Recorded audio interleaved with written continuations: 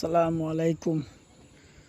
দেখেন পাহাড়ের নিচে মালাইদের কত সুন্দরভাবে সাজানো বাড়ি বা তাদের কত সুন্দর যানবাহনগুলো। আসলে এরকম আরেকটা বাড়ি দেখা যাইতেছে, হয়তো গাছের জন্য এতটা ক্লিয়ার না। তো ওই যে দেখেন একটা উঁচু পাহাড়, ওর নিচে আরও অনেকগুলো এরকম ভারী।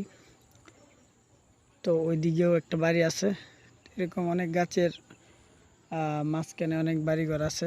তো দেখেন এত দূরে একটা শহর দেখা যেতেছে, পাহাড়ের উপরে নির্মিত অনেকগুলা সরকারি ভবন।